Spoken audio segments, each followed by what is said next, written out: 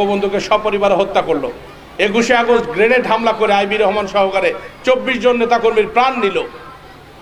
আমরা শুধু রক্ত দিতেই আছি, জীবন দিতেই আছি।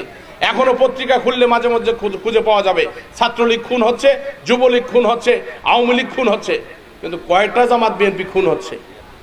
কয়টা খুন হয়? আমার এলাকার কি একটাও জামাতের লোক খুন হয়েছে? এটার নামেই হলো আওয়ামী লীগ। যারা গড়তে জানে তারা কখনো ধ্বংস করতে জানে না। আমরা জীবন দিয়ে ভালোবাসি এই দেশের মানুষকে। শেখ হাসিনা সর্বোপরি যখন বলে এদেশ আমার, আমার বাবা স্বাধীন করে দিয়েছে, তখন ওরা অট্টহাসিতে ফেটে পড়ে। ওরা বলতে চায় যে শেখ হাসিনার বাপের পৈতৃক সম্পত্তি, কিন্তু ওরা তো এই কথাটাও বলতে ভুলে গেছে যে বাঙালি জাতিকে তার নিজের পরিবারের মতো করে তিনি বলেন যে এই দেশ আমার বাবা স্বাধীন করেছেন, এই দেশটা আমার। জীবনের চেয়ে মহামূল্যবান জিনিস তো আর কিছু নেই মানুষের কাছে। আপনার নামে আজকে একটা মামলা হোক, একটা মামলা হলে সাগাই সদ্যর এই জেলা নয় অমুক জেলায় যায় পালায় থাকেন না?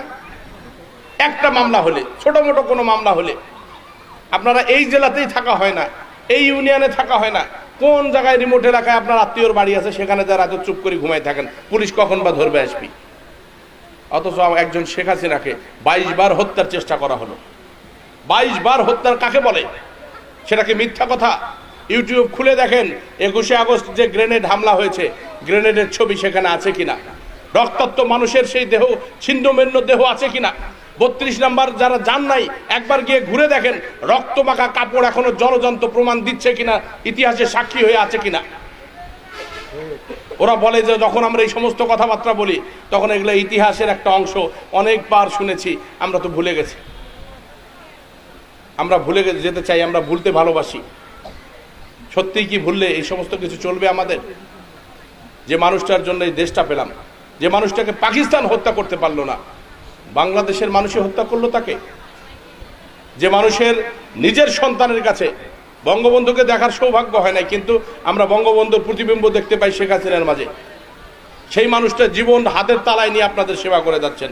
75 বছর বয়সে এখানে 2-1 জন মুরব্বী থাকতে পারেন, হাঁটা চলাফেরা সহজভাবে করতে পারেন না, অথচ 75 বছরের পার হয়ে যাওয়া একজন মানুষ এই দেশটার জন্য যেভাবে কাজ করে যাচ্ছেন, আপনার আমার দ্বারা সম্ভব নয়। আপনার আমার দ্বারা সম্ভব নয়। উনি কয়েকদিন আগে বলছেন যে রাজনৈতিক নেতাদের শেষ জীবনে যায় এমন পরিণতি হয় যে থাকার জায়গা থাকে না। আমি যদি প্রধানমন্ত্রী হতে না পারি তাহলে আমাকেও গণভবন ছেড়ে দিয়ে দেবো, কোথায় যা উঠবো। কত সাবলীল একটা স্বীকারোক্তি। অনেকে মনে করেন যে এই কথাটা বলছে দেখবে আত্মবোধে ক্ষমতা দেশে পারবে না, এই জন্য এই কথা বলছে। বিষয়টা কি তাই? উনি ওনার জন্য ব্যবসা বাণিজ্য কি করছেন? আপনারা শুনছেন যে শেখ হাসিনার কোনো ইন্ডাস্ট্রি আছে?